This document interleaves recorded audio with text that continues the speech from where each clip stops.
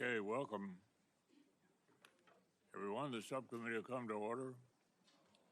Secretary Hegseth, General Kane, welcome.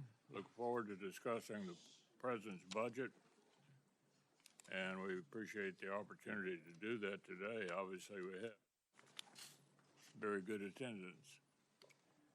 Today, the need for significant defense investments is as urgent and obvious as it is overdue.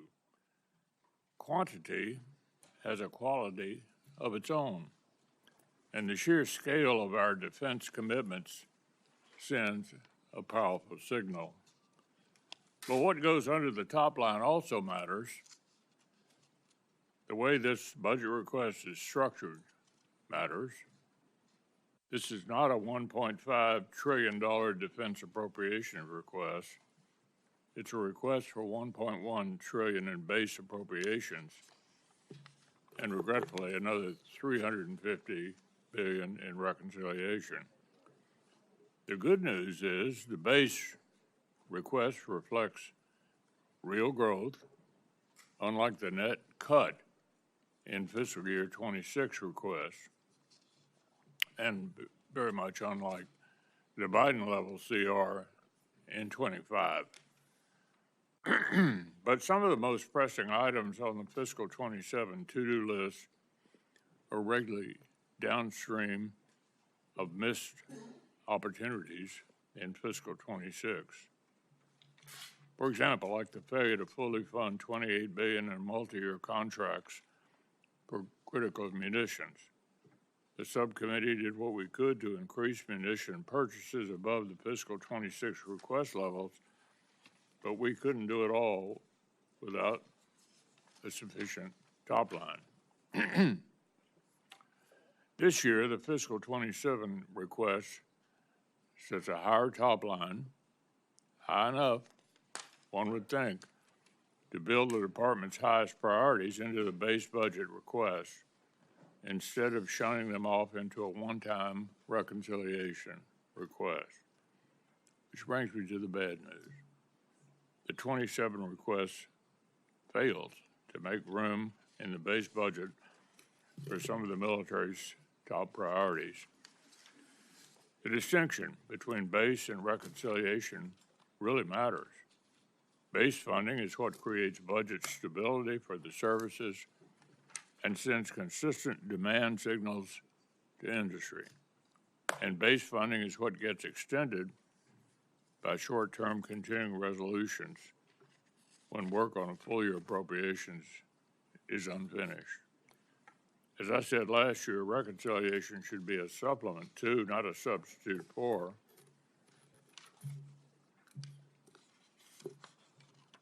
political realities will not always allow for party line budget reconciliation.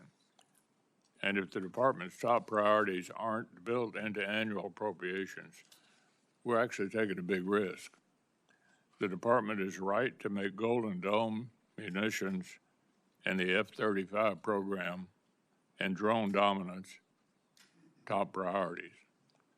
But these key lines of effort only work if we put them on solid fiscal footing.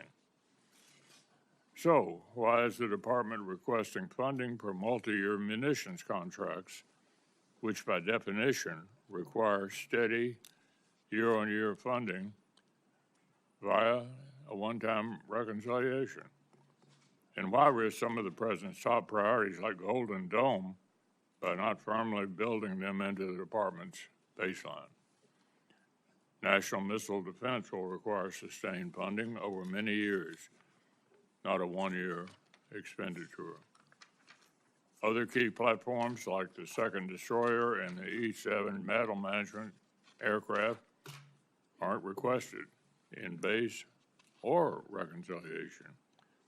So, Mr. Secretary, you've been outspoken about the pace of America's armed forces as the most, quote, powerful, most lethal, and most prepared military on the planet.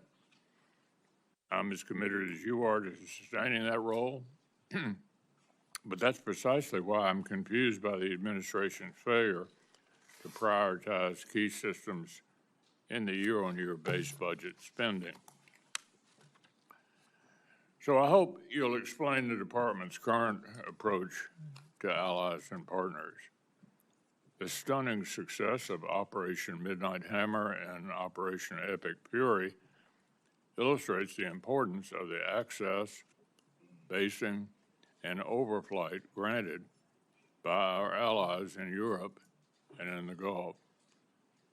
I'm as frustrated as anybody about Spain, but they are the exception to the rule when it comes to European allies carrying more of the burden.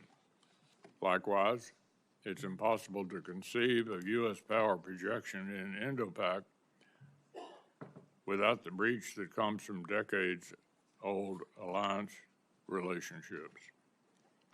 So I want to hear the department's view of the role of longtime allies in support of U.S. interests across the globe, because it's quite clear now that our expectation for European allies is no longer the focus of our own continent message that they received from your subordinates for most of the year.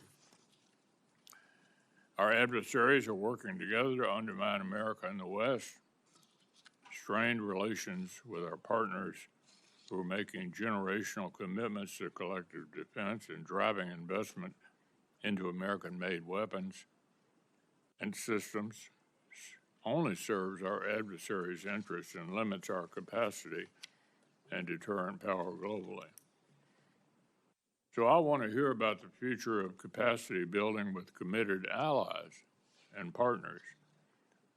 From the Baltic states to Taiwan and the Philippines, I expect the European capacity building investments intended specifically for Ukraine reach their destination without further delay. Wars in Ukraine and the Middle East clearly show that we have things to learn from our friends. If we want drone dominance, it makes perfect sense to deepen cooperation with the world's most drone warfare experts. I want to underscore this is not charity. When our partners are capable, deterrence is stronger, and the risk to our own service members is lower. This is true in the Middle East today as it was in Europe and the Indo-Pacific. And I think it's noteworthy that our allies in the Pacific have an interest in Ukraine, have sent representatives to NATO meetings. They're hoping for and expecting that NATO will play a worldwide role in defending democratic countries against these adversaries that we're all challenged by. Our allies and partners have many of the interests, and if we fail to take full advantage of it, we're only hurting ourselves. I'll end with one observation on the prospect of supplemental appropriations. The deficiencies of our critical munitions stocks and industrial capacity actually existed long before the conflict with Iran and Russia's escalation in Ukraine. If the administration sends Congress a supplemental appropriation request, it'll be an important step toward fixing a long and investing in future deterrence. It shouldn't be a referendum on the war in Iran. I supported a national security supplemental in 2004, even though I thought President Biden's approach to Russia and Iran was too weak.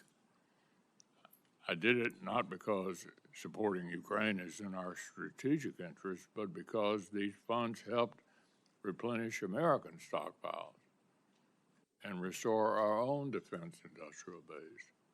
And in fact, jobs were created in 38 different states in this country, in our country, American jobs, by a significant percentage of what that went for. Today, the need to expand munitions production and replace battlefield losses is actually even more urgent. So with that, I'll ask each of our witnesses, after we hear from Senator Coons make an opening statement and hopefully limit your remarks to 5 minutes. Chris? Thank you, Mr. Chairman. Thank you, Secretary Hegseth, General Kane, Chairman Kane, for appearing before us and for your testimony today. Let me just begin by expressing my gratitude to the service and sacrifice of the 2.8 million members of the Joint Force and the civilians who support them. And in this urgent moment, to focus on a few simple and clear questions. It bears repeating that the regime in Iran is a terrible regime that has the blood of thousands of American soldiers on their hands over decades, and that they pose a sustained and real threat to the United States and the region. And it bears repeating that our allies are increasingly distanced from us as our adversaries are increasingly aligned. I agree with much of what the chairman said, including that we are in a moment of real contest and danger in no small part because Russia, China, DPRK, and Iran are partnering. Russia and China are helping resupply Iran and the drones that they're using to contest and close the Strait of Hormuz, to target and kill Americans and degrade our facilities. And so if our adversaries are increasingly aligned, I think a core question is, are we? We have so many questions, Mr. Secretary, about this budget proposal, this $1.5 trillion budget request. And at the core is going to be, what's the cost of the war we're in Iran? How long will it go? What damage has been done to our security and our strategic position? When will we get a supplemental request and of what scale?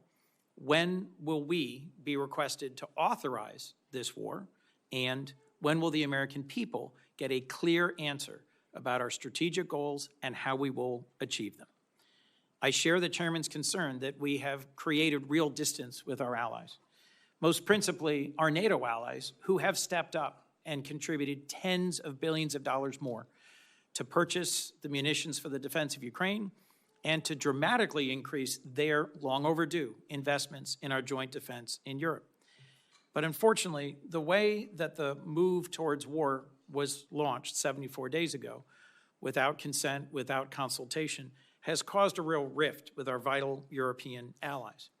And again, as the chairman said, and I agree, there is also a critical and urgent need for us to recognize and embrace that in the most important test field, the battlefield in Ukraine, where the Ukrainians are fighting bravely and successfully against Russian aggression, they have innovated.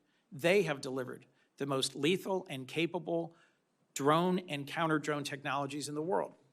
What is bedeviling us in Iran right now?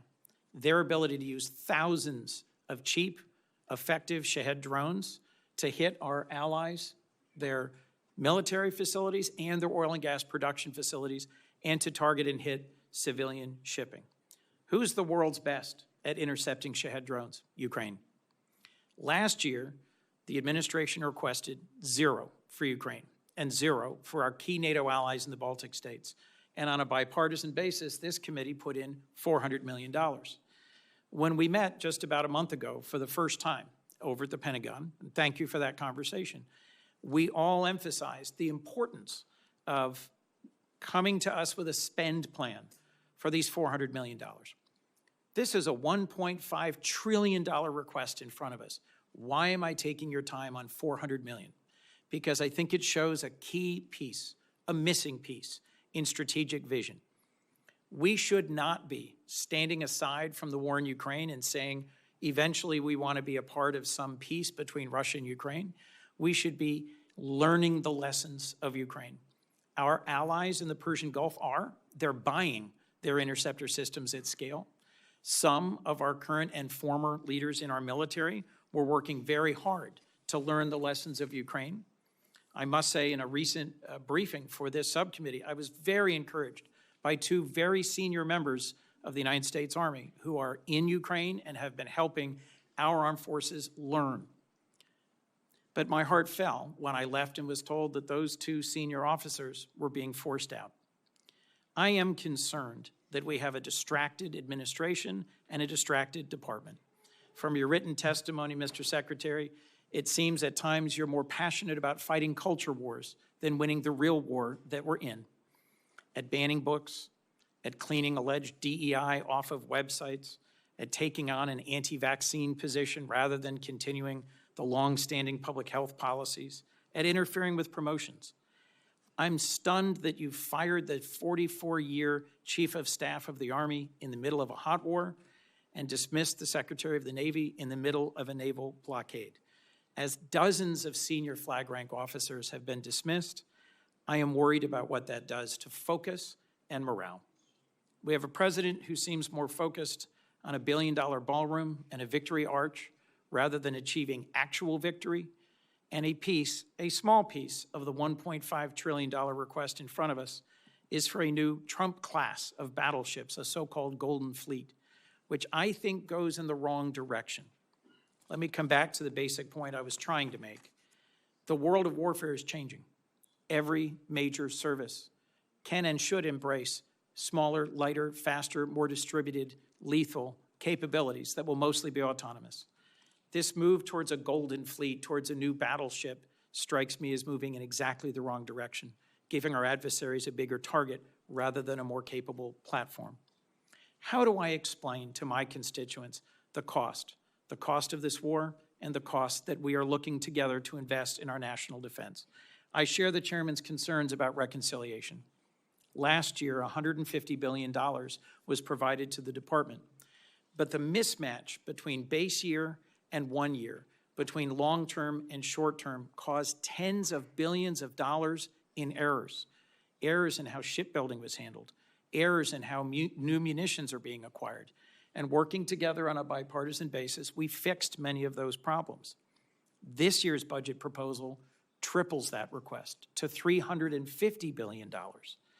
I agree with you about the urgency of our national defense. In your written testimony, you lay out 4 key goals: defend the homeland, deter China, increase burden sharing with our allies and partners, and supercharge the defense industrial base. As you've seen in the last Congress, I've worked with you and with Deputy Secretary Feinberg on multi-year munitions. I cheer the goal of finally passing an audit in 2028. I think we have critical investments to make in our defense industrial base. I think we are absolutely in the fight of our lives as a republic to win AI and quantum, space and surveillance, and the capacity to fight drones and launch drones. But I'm concerned that you, sir, and this department is distracted by issues that are not focused on the core thing we need to achieve. I could not agree more with what you said in your written testimony. For a generation, the United States was largely distracted by open-ended wars of regime change and nation building. And as you summarize this administration's approach, we will not send America's best to advance foolhardy or reckless adventures halfway around the world. Mr. Secretary, I agree that the Iranian regime is a terrible regime. I am grateful for the service and the sacrifice of the Americans who've been wounded or who've lost their lives in this current conflict. But I do not understand the strategy. And as the average American is seeing the costs at the pump and at the grocery store, and as this committee is being asked to approve the largest single-year increase in defense spending in decades, I need to better understand the answers to the urgent questions I've put before you. Thank you, Mr. Chairman.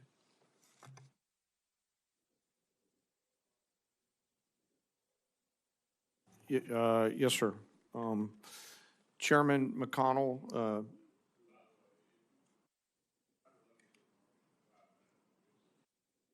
I have plenty of questions. Go ahead. Okay, sir.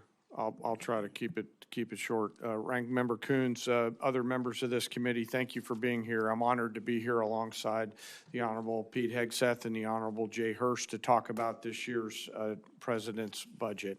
I'm grateful for the opportunity today to speak with you about the foundation of America's strength, our 2.8 million members of our joint force. And I'm continually inspired by the soldiers, sailors, airmen, Marines, Coast Guardsmen, Guardians, and civilians standing the watch. They all could choose to do something different, but they choose to come serve our nation and do something more important than themselves. I would also like to highlight the 40 members of the Joint Force who've passed on from operations, combat, and training during my time as chairman, to include the 14 members who passed and were killed in action in Operation Epic Fury, and also highlight our most recent loss, First Lieutenant Key from Africa, who was out there, TDY. As chairman, my duties to ensure civilian leadership has a comprehensive range of military options and the associated risks required to make our nation's most difficult and complex decisions. I owe the President, the Secretary, and you, the Congress, the truth at every turn, and my blueprint for this role has always been General George C. Marshall. His firm commitment to civilian control to a nonpartisan military remains my constant standard. I strive to follow his example by working with you and providing clear and candid, strictly nonpartisan military advice, and to present this committee and my civilian leadership the clearest possible assessment of risk, readiness, and executability, and mindful today of the unclassified environment that we're in here. We are, as you said, Chairman and Ranking Member, operating in a delicate and dangerous times. Global risk is scaling, and the complexity of the modern battlefield demands constant adaptation and innovation. Your joint force is operational at its core, purpose-built for the realities of a complex world. We're organized, trained, and equipped to execute the most demanding missions across the globe with unrivaled precision, as demonstrated by the actions and activities over this past year. We are the most professional military on earth, and we're able to do these things because of the deep, enduring reservoir of training, professionalism, and commitment. Our operational tempo is high, but we're designed to sustain it and rebuild quickly, but we need to rebuild faster. We build readiness every day, we train professionals every day, and we learn to sharpen our edge every day. And we build continually on emerging technologies, as the ranking member said, like AI, quantum, and others, and advance every day, led by great people in our joint force, like Commander Gary Wald, or Wald, G, as we call him, who's out there working every day on our joint staff. Driving this pace of change requires timely, predictable capital and sustained investment, and I look forward to discussing it today. The President's budget supports the Department's goal of recharging the defense industrial base and the national industrial base, those small mom and pop manufacturing companies that are out there in your districts that help us generate combat capability and combat capacity to ensure that we're globally integrated, properly armed and ready when and if our nation calls on us, while always taking care of our most important treasure, and that's our people. I'm deeply humbled today to be joined by the Senior Enlisted Advisor to the Chairman, Fleet Master Chief Dave Isom, who represents the 1.8 million members of our enlisted joint force. They are the special sauce of America's military. We face dynamic and dangerous times, but I have incredible trust and confidence in the joint force today. I'm deeply grateful for those deployed members of the joint force that are out there right now doing our nation's work, and I remain humbled by the gift of the ultimate sacrifice that those fallen have given us, not just for the 40 during my time in this job, but across the history of our great nation, and their families who continue to soldier on. Thank you, and I look forward to your questions.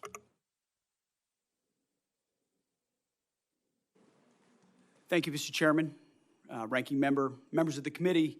Thank you for the opportunity to testify in support of President Trump's historic $1.5 trillion 2027 budget for the Department of War. The President's budget request reflects the urgency of the moment, addressing both the deferred maintenance of longstanding problems as well as positioning our forces for current and future fights. I'm honored to be joined alongside the Chairman of the Joint Chiefs and Jay Hurst.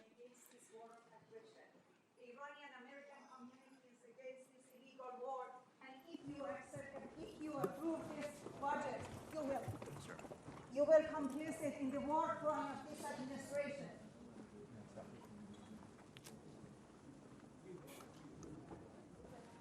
If I may interject, I ask that we have order in the hearing room so we can proceed. I ask the witnesses suspend until the room is cleared. It appears it's cleared. Go ahead, Ms. Secretary. Thank you. I'd like to start by thanking this committee and Congress for your partnership in securing the investments needed to maintain the most powerful military in the world. Our nation's ability to build, to innovate, and support the critical needs of warfighters at speed and at scale is the foundation upon which our survival rests. When President Trump took office, he inherited a defense industrial base that had been hollowed out by years of America Last policies, resulting in a diminished capacity to project strength, offshoring, outsourcing, cost overruns, and degraded capabilities. Under the leadership of President Trump, a builder-in-chief, we are reversing this systemic decay and putting our defense industrial base back on a wartime footing. Urgency informs everything that we do. We're rebuilding the military that the American people can be proud of, one that instills nothing less than unrelenting fear in our adversaries and confidence in our allies. We fight to win in every scenario, to include ensuring Iran never has a nuclear weapon. The $1.5 trillion FY27 budget put forward by the President will build upon the historic $1 trillion FY26 top line and will continue to reverse 4 years of underinvestment and mismanagement of the Biden administration. The $1.5 trillion budget will ensure that the United States continues to maintain the most capable military in the most complex of environments. Not to mention, however, that this budget also includes a historic troop pay increase, 7%, that builds on the pay increases that Congress has given in previous years. And the budget eliminates all poor or failing barracks. Quality of life for our troops is front and center in this budget. By supercharging our industrial capacity and transforming how the department does business, we are restoring American commercial dominance at a pace unseen in generations, transforming the defense industrial base from the broken, slow-moving systems of the past. We have flipped Pentagon acquisition processes from a bureaucratic model to a business model, decisively moving from an acquisitions environment paralyzed by bureaucratic red tape to an outcome-driven organization focused on delivering the most for taxpayers. Over the past year, through historic multi-year procurement agreements, smart business deals, we have sent an unambiguous demand signal to our industry partners, large and small, to build more and build faster. The result has been a surge, a revitalization of our great American factories and a massive reinvestment in the skilled American workers who serve as the industrial muscle behind our warriors. I'll provide a brief overview of what's been accomplished on that front in just a few months. These are announced new facilities and investments in support of American warfighters. The department has helped stimulate more than 250 private investment deals in 39 states and 180 cities in 150 companies, not just the big primes, worth more than $50 billion.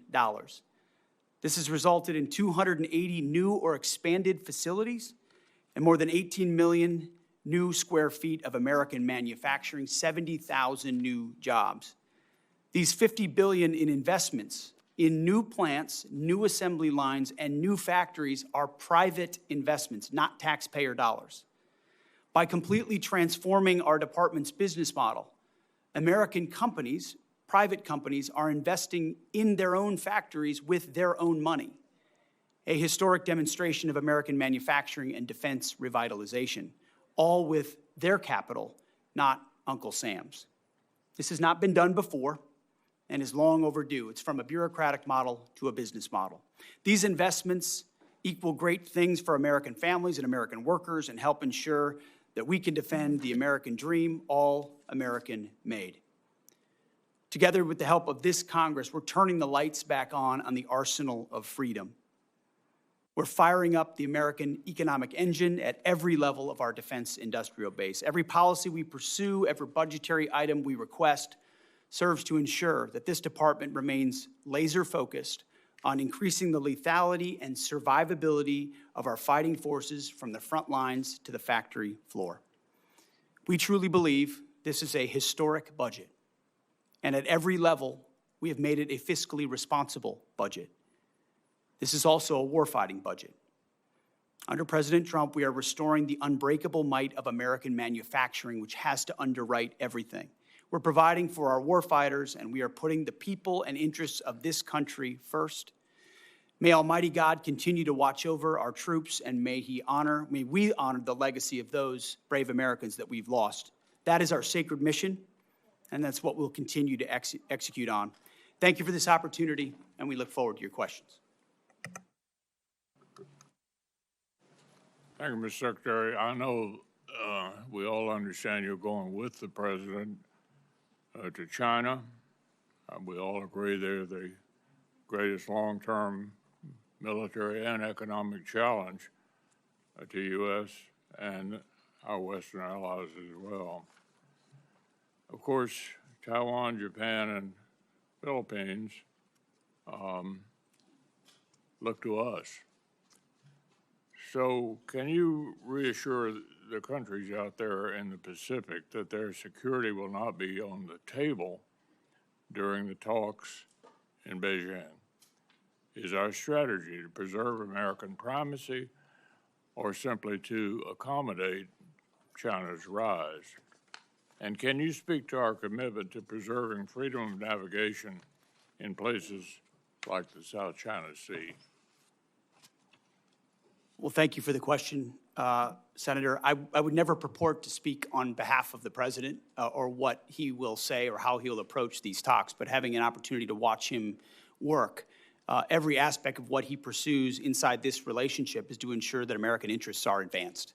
And our department, underneath that, we've worked very hard in that region, in the Indo-Pacific, with Japan, with the Philippines, and others, to make that a priority to ensure that America's security is amplified by burden sharing of partners who recognize the shared threats that we face and are willing to invest alongside us. And some of those things are known to the public. Some of those things are not known to the public.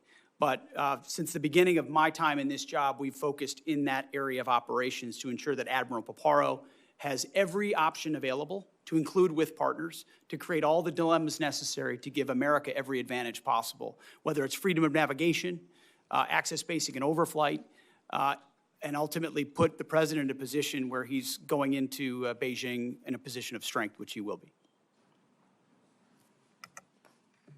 So would you be a little more specific about navigation, particularly in the South China Sea? I think what you've seen from this administration is a commitment to freedom of navigation. Take, for example, the BAM and the Houthis, which under the Biden administration, they allowed American ships to get shot at without consequence. And President Trump undertook that mission, Operation Rough Rider, for 50 days, and the Houthis stopped shooting at our ships. It wasn't a nation-building exercise. It was an advancing of freedom of navigation and our interests. The same would pertain to any waterway in the South China Sea. America's ships should sail freely, so should others in the international maritime sphere.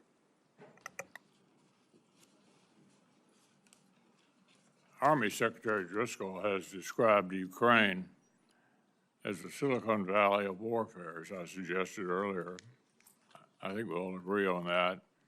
And the outcome of the war really matters to American interests. Is there a policy preventing senior department officials from traveling to Ukraine? Do you support or oppose senior officials traveling there?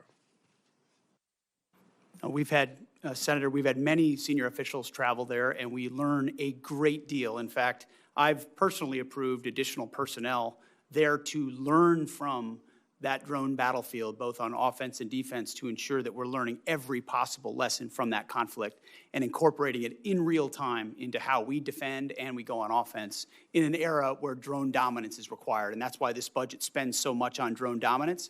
Take the lessons learned from Ukraine and other battlefields and ensure we're applying them throughout the fighting force as quickly as possible. Well, you know, I think what's not in dispute is that NATO is the most important military alliance in world history.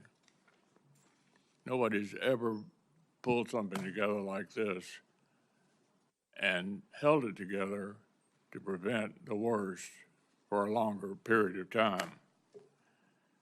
Basically, it seems to me that a lot of the European countries think that we're reducing our influence there, that they're sort of on their own, and somehow American leadership is not essential to NATO going forward. I would argue that it's certainly essential for us to continue to be the leader, and it's important to note the other countries that are looking to NATO, our allies in the Pacific, helping Ukraine, interested in coming to NATO meetings, anxious for America to continue to defend the free world, not just in NATO, but worldwide. It's a big job, and they're looking to us. There's nobody else who can do that. So what is the department's concise vision for the role of our allies and partners in defending America's global interests? Senator, our vision is to have real, capable allies and partners.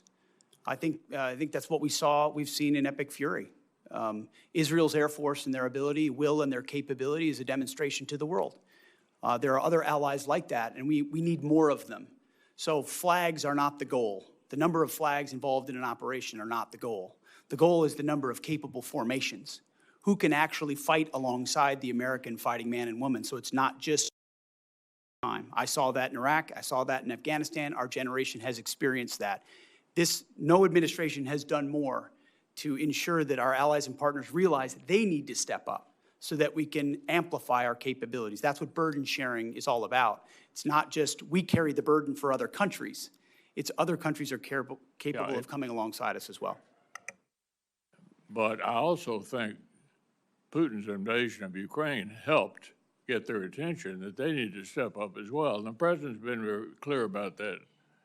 So they are headed in the right direction. What I'm worried about is which direction we headed in. I think it's very encouraging that European countries have stepped up to ensure that Ukraine can defend itself. I think that's a very good development. Senator Coons. Thank you, Mr. Chairman. Mr. Secretary, in January, President Trump signed the fiscal year 26 Defense Appropriations Bill. It provided $400 million specifically to aid Ukraine in their fight against Russia. This is at a time when our European allies and partners have stepped up to take on the overwhelming majority of the cost of any munitions or support for Ukraine. So far, your department has not spent a dime of that $400 million, despite repeated follow-up requests from the chairman and myself. In a call just last week, your staff indicated we will see a spend plan for those funds this week. Will you commit to spending those $400 million for weapons for Ukraine, and when will we receive your department's spend plan? I appreciate that question. The $400 million for European capacity building has been released from the Secretary of War's office, and we'll work with EUCOM to make sure they spend it accordingly and properly, which we have all faith that they will. Mr. Secretary, when will this subcommittee get the associated spend plan for the $400 million? Yeah, I mean, we will work with your committee to make sure that the spend plan as allocated, I want to make sure EUCOM is fully informed in how they want to spend this. They're the closest to the problem set. And so working with them to ensure that you have the spend plan, we'll work with you. Mr. Secretary, thank you, but it's May, and this has been the law since January, and you or your representatives have been asked this repeatedly on a bipartisan basis by members of this committee, and I think dragging our feet on this small investment in Ukraine's defense sends exactly the wrong signal to Putin at a time when the contest for freedom has its front lines in Ukraine. As you said, Europe has stepped up, donating billions to buy U.S. weapons to send to Ukraine to help them as they continue to take ground on the battlefield. But it seems not all the money donated by our European allies is going to buy new weapons for Ukraine, as they had understood. The memo you released just last week prior to your testimony at Senate Armed Services indicated DOD has and will continue to divert some of these funds back into DOD accounts for our own use. Will you commit, Mr. Secretary, to spend every dollar donated by our European allies for Ukraine on new weapons and capabilities for Ukraine? The Pearl Initiative, which you're referring to, which is instituted underneath this administration so that European countries are paying for American equipment to provide as they see fit. NATO allocates where it would like to allocate that. It can choose Ukraine if it'd like. That money, when it's paid for, that's where it goes. It goes to those efforts. Well, look, as the chairman raised, and as I will repeat, I view NATO as the most successful mutual defense relationship we've ever had. And your comment about we need not flags, but real and capable allies, and the foot dragging on both Pearl and the investments in our Baltic allies and Ukraine causes me real concern.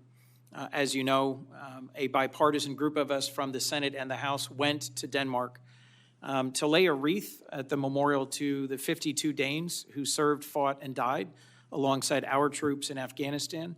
Those were not just flags. Those were real warfighters who fought and died at our request in a war that began by NATO's initiation, a service and sacrifice in Afghanistan.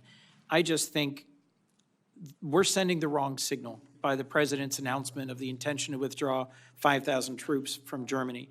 Could you help me understand what is the strategic reason for a drawdown of U.S. troops from Western Europe? I would just like to clarify, Senator, it's never about the heroism of foreign troops. I fought alongside great British and European and Australian allies in Afghanistan. It's the political caveats and the limitations that they come with. It's not the troops. It's the capitals of those militaries that limit what they're able to do, where they're able to go, who they're able to fight, that create limits on our own. And anybody that's been in these formations knows that. So it's easy to talk about here. It's another thing to apply. And we need allies that are burden sharing, not becoming a burden with political limitations. I'm not talking about the troops. Thank you. Our president said in Europe that we never asked for and never received anything from our NATO allies. Was that your experience in Afghanistan, serving and fighting alongside our NATO allies?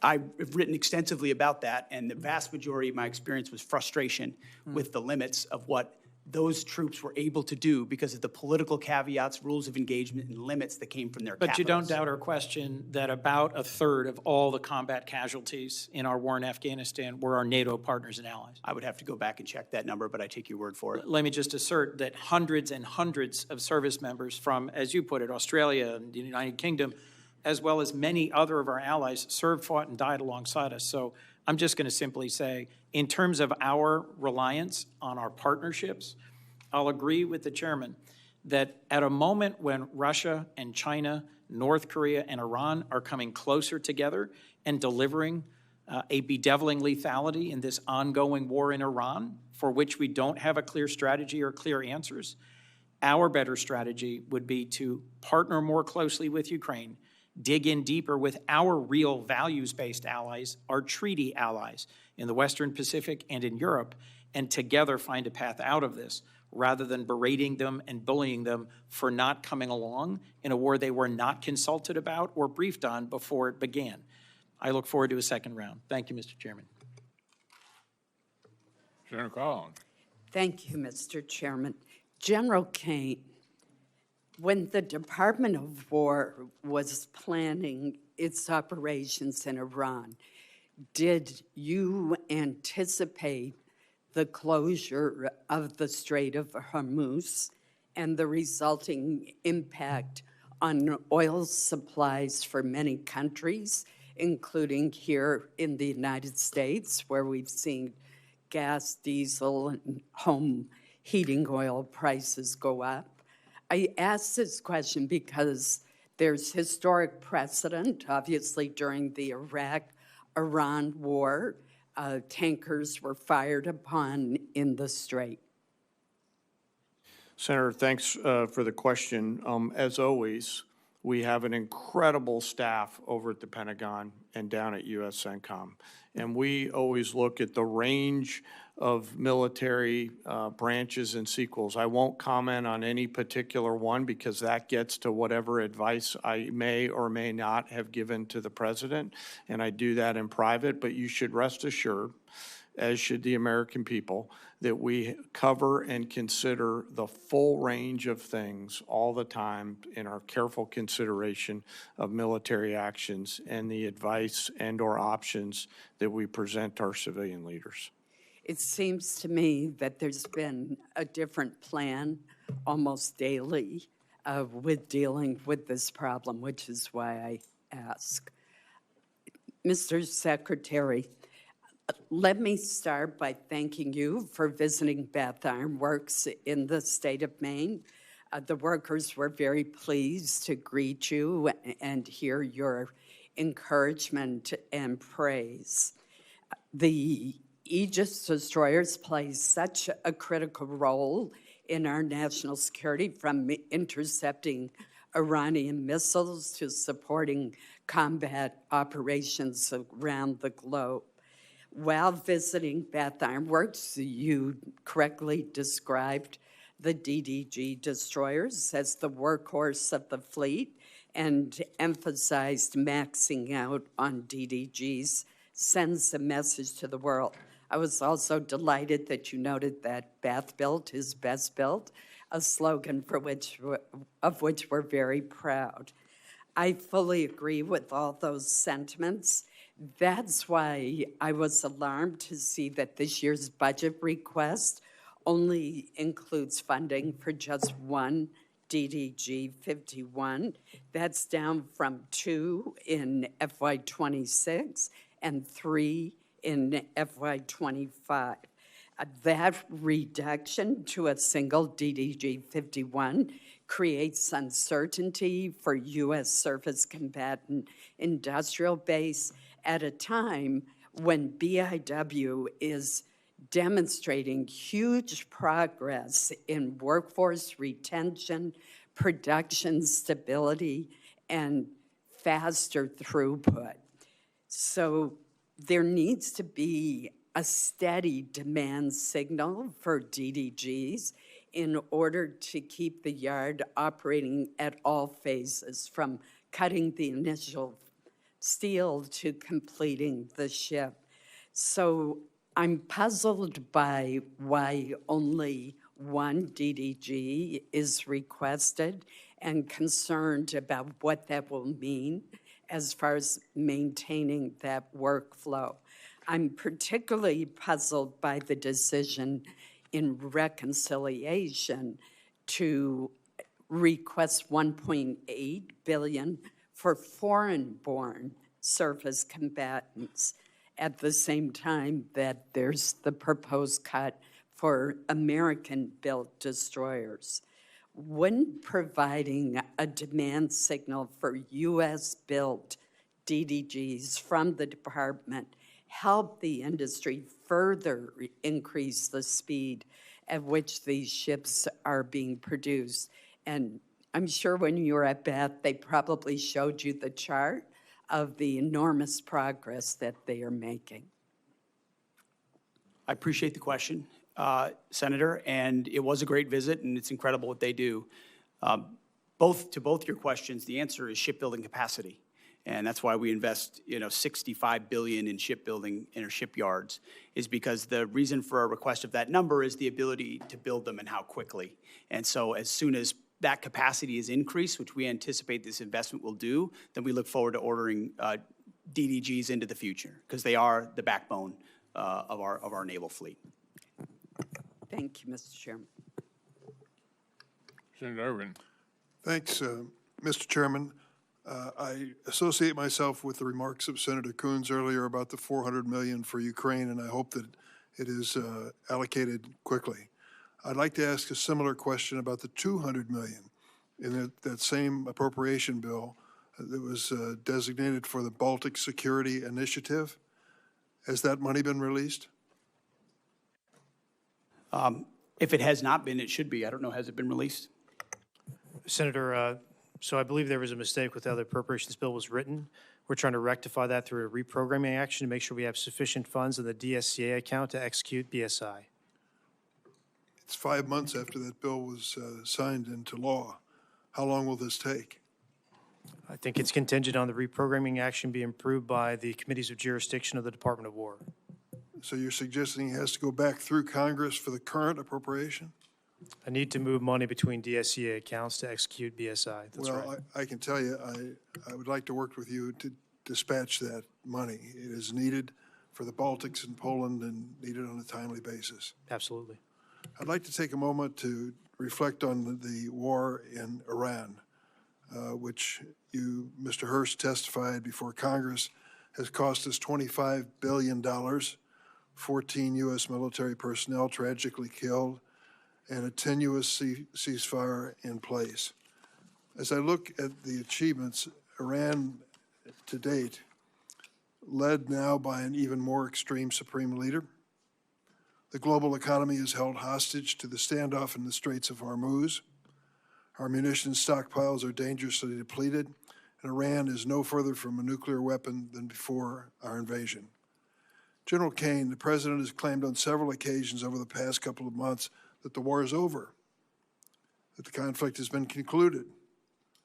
What were the goals of the U.S. conflict in Iran, and have we achieved them?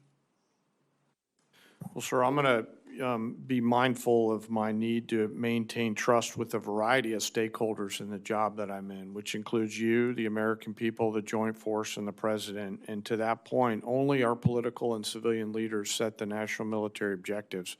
Our military objectives have been clear the whole time around targeting Iran's ballistic missile systems, preventing them from threatening U.S. forces in the region, destroying the Iranian Navy, degrading its capacity and capability, and ensuring that they can't rebuild by focusing on their defense industrial base. I'll defer to the Secretary and the President on other strategic objectives, but that's what we've been focused on, sir. Do you feel that the situation in the Straits of Hormuz indicate a victory on our side? Sir, only political leaders decide victory or defeat, and that I'll leave it to them to opine on that. They are the ones who invoke or stop the use of military force. Well, then let me put it in strictly military terms. Can you explain to the American people who are facing these gasoline and diesel oil prices what is going on in the Straits of Hormuz, where Iran, which was attacked by us, seemingly as the Straits of Hormuz at a standstill, with 1,500 tankers waiting for either permission or peaceful circumstances to navigate? So I think militarily, it's a case where Iran is choosing to hold the world's economy hostage through their use of military power across their southern flank. And so I would encourage Iran to reconsider that. And I would encourage those allies and partners who have an opportunity to come assist with that tactical problem to do so. Could you explain to the American people why, with the vast investment we've made in national defense and military, how Iran, after they've been attacked by us, is still capable of stopping the traffic in the Straits of Hormuz? Well, sir, it's a complex situation out there with a lot of different small boats that are out there and other capabilities. Some of this is on the commercial traffickers. Some of this is on, again, back to the main problem, and that's Iran holding the global economy hostage through the Straits. I would encourage them to think wisely about their next moves and to take the opportunity to open the Straits. They have that choice to make. They certainly do. I guess the question in my mind is, as we talk about trillion-dollar-plus budgets for our military, it appears that a very small budget is holding us hostage in the Straits of Hormuz. Yield, Mr.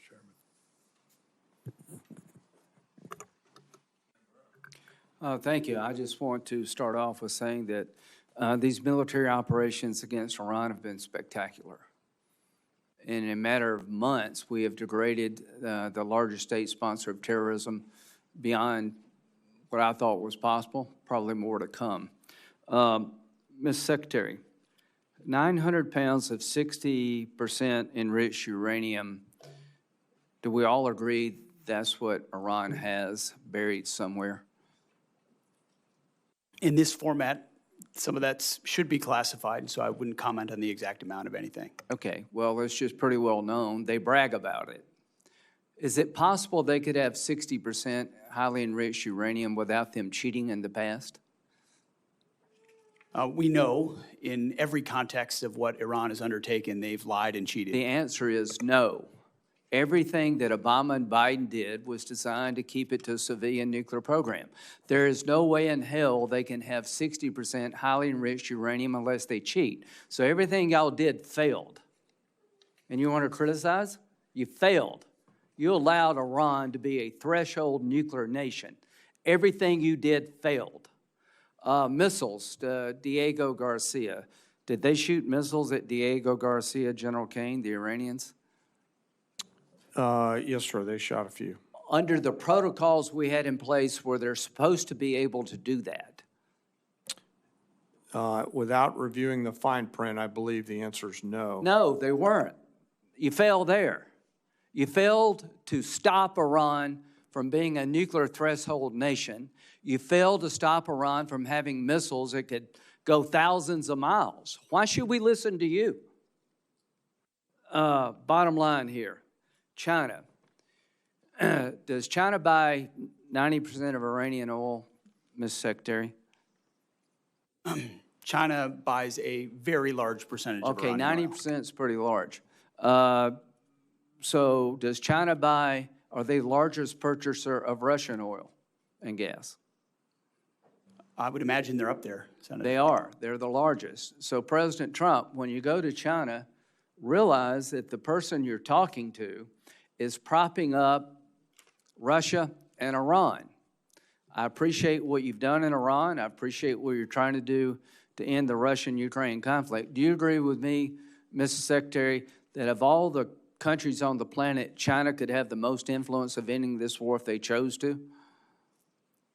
I think the most influence is in President Trump's hands and what he decides to do, and he'll set the what terms of how if this. China stopped But buying? ultimately, China has a lot of leverage, you're right. Yeah, they did. What if they stopped buying 90% of oil from Iran? That's not President Trump. That's up to China. Do you support putting tariffs on China if they continue to buy Russian oil and gas? Tariffs is not my lane, but anything we got can you. do to put pressure on people, I usually support. Well, do you believe that when we put pressure on India by a 25% tariff for buying Russian oil, they kind of backed off? I would say I've had a front row seat to the efficacy of tariff policy, yes. Yeah, I think it works, guys, and we're on the breakout here in a minute of having a bill that would give the president ability to tariff the largest purchasers of Russian oil and gas, and I hope he will use it. So I just want to, Pakistan. Are you aware of reports that Pakistan are allowing their bases to be used to park Iranian aircraft, General Kane? Sir, I've seen one report on that. Well, is it accurate? Sir, I think based on the variety of classification matters that Let I've me seen, just say, do you agree if it is accurate, that is sort of inconsistent with it being a peace mediator? Sir, I wouldn't want to comment on that based on the ongoing Thank you. negotiations and Pakistan's role. Secretary Hegseth, if the mediator is allowing reconnaissance aircraft in Iran to be parked in Pakistani air bases, do you think that's consistent with being a fair mediator? I wouldn't want to get in the middle of these negotiations. I want maximum efficacy for I our want to get in people. the middle of these negotiations. I don't trust Pakistan as far as I can throw them. If they actually do have Iranian aircraft parked in Pakistan bases to protect Iranian military assets, that tells me we should be looking maybe for somebody else to mediate. No wonder this damn thing is going nowhere. So, you know, I appreciate all you've done. I'm very supportive of it. But when it comes to Pakistan and China, enough already. Thank you.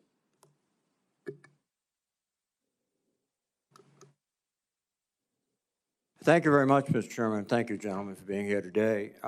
Mr. Secretary, we have been trying to track down the expenditures in the Operation Epic Fury and Operation Freedom now. And we've sent letters, and we've got very few responses. We've been sending letters since March 10th. We did understand that it was released that in the first 6 days, $11.3 billion was spent.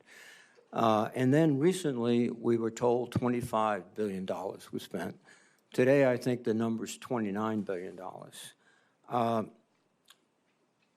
Can you provide some details as to what consists of that 29 billion? Have we counted everything? Yeah, Senator Reed, so I testified this morning to HACD that between the joint staff and the comptroller staff, our operational cost estimate is now $29 billion. A lot of that increase comes from having a refined estimate on repair and replacement costs for equipment.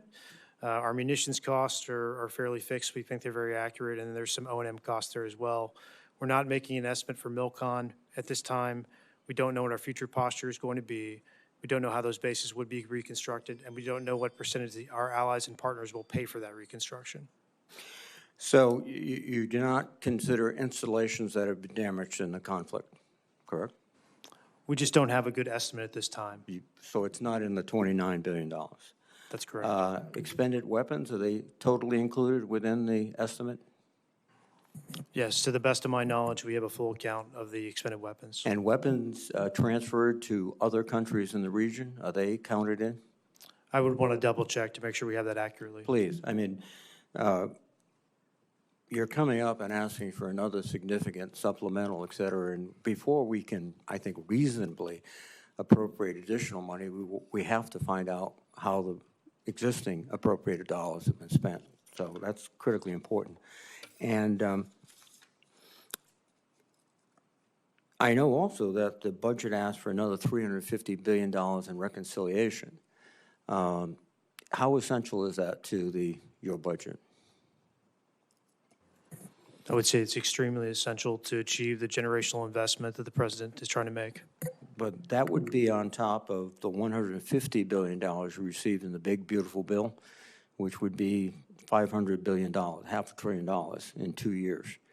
And again, we're not getting, I think, the detailed spend plan, the detailed obligation plan for this. And without it, it's very difficult to say, just take the money and run. You know, we have a job to do too. Any comments, Mr. Secretary?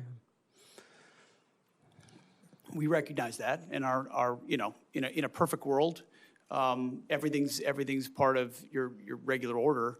This is a dynamic place with a lot of dynamic factors, and so in order to get where we need to with the historic investment for this department, we think this is the best allocation in order to get there, Senator. Well, I think detailed analysis, detailed data that we receive will help us make more sensible judgments. And, you know, we're just sort of vague generalities are not helping this committee make critical judgments. And the trade-offs are significant. Deficit is increasing dramatically. We have to be conscious of that. We also have to be conscious to helping American families just get by.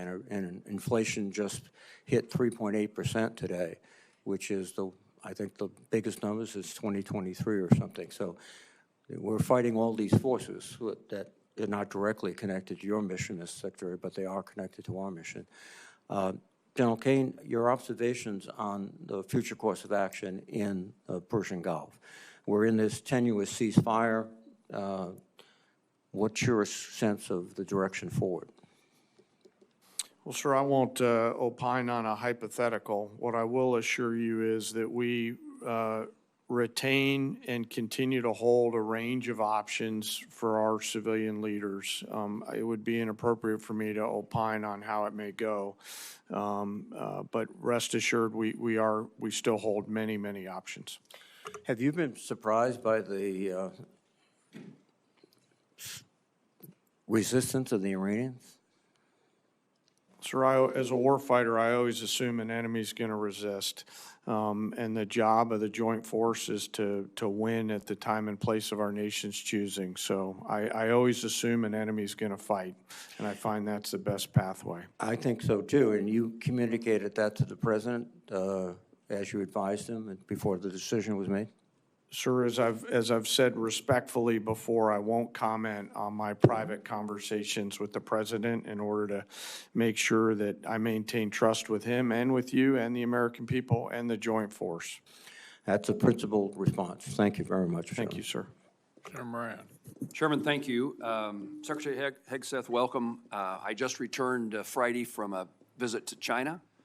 And one of the things that is seemingly clear to me is that Taiwan remains at the forefront of the Chinese efforts, next steps in what they want to accomplish. We have commitments, I guess, to defend Taiwan. You can explain that to me as you choose.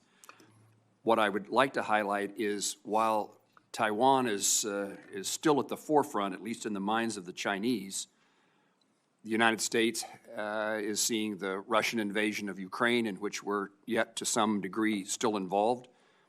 We're having deterrence in the Indo-Pacific in regard to China. We're conducting operations in the Middle East.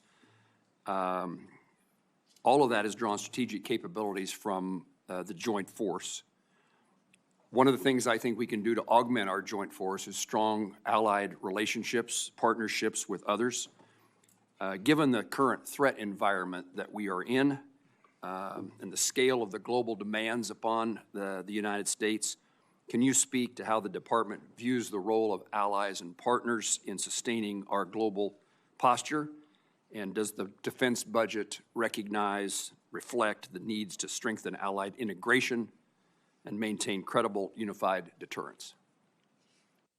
Senator, I appreciate the question, and I think foundational to it is a recognition that countries closest to the problem set should be most invested in ensuring that they can deter that adversary, which is why we want European capabilities to increase to deter Russian aggression. When you look at the Indo-Pacific, it's been a focus of our department since the day I showed up, whether it's ASEAN or Shangri-La or traveling to the region, going to South Korea, going to Japan, going to the Philippines, having them to our building to build out those relationships in a very real operational way. It's not about what we can sign. It's about what contingencies and dilemmas can we create for adversaries who may seek to expand their sphere of influence, whether it's militarily or economically or through pressure. And so I think while we've been involved in a lot of efforts around the world, through the president's leadership, we've reestablished deterrence. The world knows that America's word means something, from Maduro to the Houthis to Midnight Hammer to Epic Fury. When the president says you can't have a nuclear weapon, he means it. When the president says you're an indicted individual, he means it. Everybody sees that, including in the Indo-Pacific. And when you do that, plus build out your alliances, not based on talk, but based on capabilities, access, spacing, and overflight, training, interoperability in discrete ways, I think all the right people pay attention to that and see it. And that's been the focus in the Indo-Pacific for us for a while. And the budget request reflects those that circumstance that you just described. Very much so. I would say Admiral Poparo, his request, his line items, his input was front and center in the build of FY27 to ensure allies and partners are considered. Yes, sir. Secretary Hegseth, let me change the topic. I worked closely with Senator Cruz to introduce and secure the unanimous Senate passage of the Rotor Act. That was an airplane that Kansas that saw the death of 67 people near Reagan Airport. The department in December the 17th, released a statement in support of the Rotor Act, and yet when the House considered the Rotor Act, the department released an additional statement and claimed that enactment would create significant unresolved budgetary burdens and operational security risks affecting national defense activities. Can you explain what happened between the first statement and the second statement that caused there to be a different reaction? And I ask this because it's still very important to me that the Rotor Act or something very similar to the Rotor Act is enacted into law, and apparently for it to be passed, it needs to be something that the Department of Defense is supportive of. So what is it that changed between the initial statement, the second statement, so that we can bring this legislative endeavor to fruition? Well, I appreciate your attention to what occurred there. We've taken it seriously from the beginning. We recognize the need for the requisite oversight. It was an earnest change. The department didn't think that the changes that we had asked for were incorporated properly into the bill, and as a result, we came out and opposed it. But we look forward to an iteration of that bill to get passed because we think it's important that it happen. So if I can paraphrase in my words so I understand what you're telling me, it isn't that something changed, it was that what you asked for didn't get enacted in the Rotor Act before it passed the Senate? Correct. We think some changes that need to be made were not made to the bill, and as a result, we changed our position, but we look forward to supporting something in the future. Yes. In my 15 seconds left, General Kane, could I ask you to visit with me momentarily after the hearing so that I can raise a topic with you and have you point me in the direction of where I can find an answer? Of course, sir. Thank you. Senator Murray. Thank you very much, Mr. Chairman. Mr. Secretary, the war in Iran has not only cost 13 American service member lives, it is also costing American taxpayers dearly. Tens of billions of dollars and counting, and that's money that could be helping people perhaps get health care. But instead, we're paying for bombs dropped in a war that American people overwhelmingly oppose. Now, earlier this morning, I know that your team testified Trump's war with Iran cost $29 billion so far. That is $29 billion blown on a war of choice, and that's what it would have cost, actually, to save the ACA tax credits. But as my colleagues have already stated, what is concerning as well is it seems quite clear that that cost estimate is suspiciously low. Now, your acting comptroller suggested that damage to U.S. facilities was not factored into that figure. It is clear that there has been extensive damage to American military assets. New reporting from the Washington Post and others indicates that Iran has hit at least 228 structures or pieces of equipment at U.S. military sites. Can you tell us what the cost of damage done to U.S. facilities is because of this war? Well, I think Jay covered pretty clearly what we can or cannot share, but I would simply respond that, and I think it's an important point, considering what the president is undertaking, is what is the cost of Iran obtaining a nuclear weapon? And the fact that this president's been willing to make a historic and courageous choice to confront that, it comes with cost, and we recognize that. I understand and what we your honor judgment that, is. We have a judgment as well, and I'm asking if you can tell us, and at what point you can tell us what the cost of damage done to U.S. facilities is because of this war. Yeah, ma'am, thanks for the question. So for future posture in the Middle East, we don't know what that's going to look like. We don't know how we're going to design these bases. The damage to date, you do not have any cost estimate on it at all. For the military construction, I don't have a cost estimate to provide you at this time. Well, when will we get that?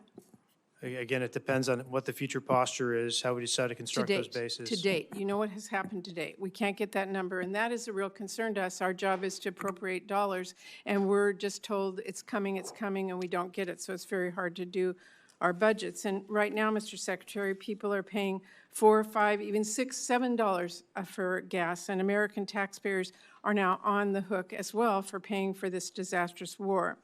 You're spending families' hard-earned tax dollars on a war that many strongly oppose, and you're forcing people to pay more at the pump, and yet you're not even providing a real breakdown for the cost of this war so far.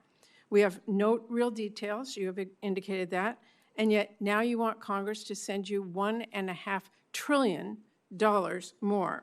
To me, that is unacceptable, and I hope our Republican colleagues will join us in not only rejecting that absurd request, but in insisting that the American people get the actual answers on how much money, their money, we are spending on this. Now, let me turn and say, Secretary Hegseth, the president has called Medicaid, Medicare, and child care little scams and said, quote, we're fighting wars, we cannot take care of daycare.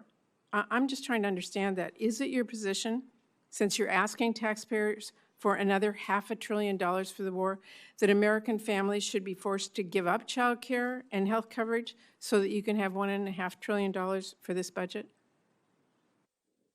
Senator, that's not my department. I certainly support this, and I also support the president's efforts to find and remove fraud wherever possible in a general sense. I'm not talking and we about do that fraud. in our department as well. I'm not talking about fraud. I actually asked whether an American family should lose their health care or their child care to pay for this budget. That is literally what the president suggested.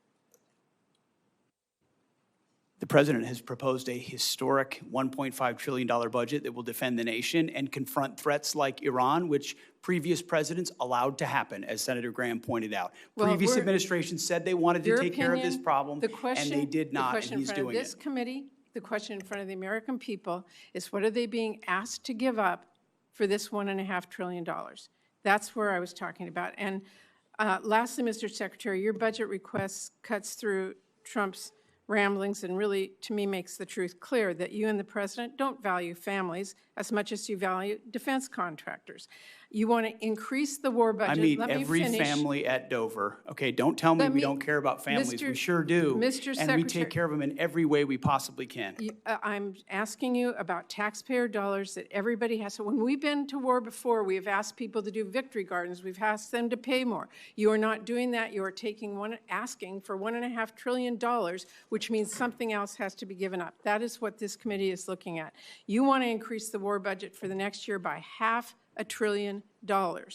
That is taxpayer money that could be used to feed families or build new affordable homes or wipe out some diseases completely or increase child investments 20 times over. But you are asking us to blow it all on war, and that's not even counting the money that you have spent bombing Iran or that you may still request in a separate supplemental. And to me, this budget wasn't even strategically crafted. $1.5 trillion is like the president decided that was the number and you all filled in the blanks. So what I'm here today to say is you asked for a massive laundry list of unnecessary spending. It's a huge payday for defense contractors, and you still don't even ask to give DOD civilian workers a pay raise. And to me, this is absurd. I know you do not care what I have to say. So let me quote you someone you might actually listen to. President Eisenhower. He said, "Every gun that is made, every warship launched, every rocket fired signifies in the final sense a theft from those who hunger and are not fed, those who are cold and not clothed. This world in arms is not spending money alone. It is spending the sweat of its laborers, the genius of its scientists, the hopes of its children." That is what this budget proposal is asking. It's going to leave Americans cold and hungry to fund Trump's war and make defense contractors a fortune. So that is why I hope this committee throws that in the trash and comes together with a budget that works for all American families. Thank you, Mr. Secretary. Thank you, Mr. Chairman. Senator Hoeven. First, I want to thank you, gentlemen, and all of our men and women in uniform for the incredible defense of our nation, what we're seeing really around the globe, and certainly in the Gulf right now. The professionalism, the capability of our men and women in uniform is frankly beyond belief. It's just amazing. And we need to say thank you to those men and women and their families every single day. It's really something. My first question is, Mr. Secretary in General, is there a way to secure the Strait of Hormuz before we fully resolve with the conflict with Iran? Well, thank you for your statement up front about the troops, and we certainly feel the same way. They're the best of America and deserve the best from all of us. As it pertains to, I actually didn't get a chance to reply to Senator Durbin, who said that Iran was attacked by us. I would take issue with that. For 47 years, we've been attacked by Iran, and they've been lying to pursue a nuclear weapon, and President Trump had the courage to do something about it. I don't think enough has been stated about the blockade and the power of the blockade and the dilemma that our blockade creates for them. They can't move anything out of Iranian ports, and over, I think it's 65 ships at this point have been turned around or disabled. The economic pressure that creates on them greatly outstrips the pressure on us, and we don't use the Strait of Hormuz anywhere near as much as the rest of the world does, or certainly they do. And I think it creates a lot of dynamics for future energy dominance for the United States of America, considering the increased capability that our country has, not to mention opportunities in Venezuela. So we have a range of options, as the chairman and I have discussed extensively, mostly privately, but some in public, to ensure that transit were to continue, should the president or others want us to go in that direction. But ultimately, we control the strait. Because nothing's going in that we don't allow to go in. And trust me, when we look at what Iran's thinking about that, they know they can't break it, and it's very concerning for them. Iran only responds to strength and force. And that's specifically why I asked the question, in that their evil regime, can make their people suffer and hang in there. But if we can keep the pressure on with the naval blockade and navigate the Strait of Hormuz, we can keep the stranglehold on this evil regime and force the type of solution that we need and the kind of verification we need to enforce it. And that's, again, why I asked this question, and maybe both you gentlemen could respond to that. I'm not saying that is what the outcome will be, or, ultimately it's up to President Trump. But what I'm saying, is it possible to keep that stranglehold on with the blockade, even though, the tyrants, the IRGC won't give up right away and secure the Strait of Hormuz while we continue to put that pressure on them for a result that can work for this country and the world and that's enforceable? And I'd like you to give me some more color on that, both you gentlemen. Sir, I'll take a moment here and talk about pressure. And what you're really alluding to is what the entirety of the interagency is working on. With a hat tip toward Secretary Bessent, Secretary Rubio, and the rest of the interagency, the totality of total pressure, which the military element is just one component on, is what the regime in Iran is feeling right now. And I think there's no shortage of ability to hold that pressure. The decision on for how long to hold that pressure is, of course, a political one and within our civilian leadership. But I would highlight that they are absolutely feeling that pressure, not just from the blockade, as the Secretary talked about, but the continuation of sanctions that Treasury and others have put on there, and we retain a range of military options. Well, I 100% agree with you, but their ability, the regime's ability to endure pain is significant because they just put it on their people. My point is keeping that pressure on them, but at the same time securing passage in a way where commercial traffic will start moving. That relieves pressure on us and our allies, and that's what I'm asking for more color on how you effectuate that. Senator, there are options for that should we go in that direction. There's a multitude of different directions should the president seek to go that way that we're prepared to operate on. Evidenced by the destroyers that went in and came back out. Exactly. To the great detriment of the limited ability of Iran to defend. I mean, remember, the entirety of Iran's conventional navy is at the bottom of the As with everything you do, you start out at a really high level, and then you just get better. And I'm seeing that with this blockade right now, with the way you disabled those last two tankers. I mean, you're getting better at blockading. And again, that's why I'm looking for continued options to secure traffic in the Strait while we continue to put pressure on Iran. Okay, thank you, gentlemen. Thank you, Chairman. Secretary General, thank you for being here. Secretary, I want you to provide some reassurance for my constituents. In 2019, the DIA published that Iran, quote, had swarms of small boats, large inventory of naval mines, an arsenal of anti-ship missiles that can severely disrupt maritime traffic in the Strait of Hormuz. In 2025, after Operation Midnight Hammer, a Brookings expert said, quote, "It is wrong to conclude Iran is now a defeated nation and will act accordingly. Iran's demonstrated destructive missile capabilities have penetrated nearly every part of Israel. Iran's arsenal could endanger American forces in the Gulf." And Senator Collins asked General Kane about the extent to which you were briefed and the president was briefed about the very likely outcome of this kinetic engagement. And there are some data points that seem to indicate that we did not see all of this coming or that we didn't account for it. We may have been briefed on it, but we didn't account for it. Parts of the THAAD and Patriot systems in South Korea were moved to the Middle East. This is after the war. After the war, munitions were moved from around the world to defend U.S. sites in the region.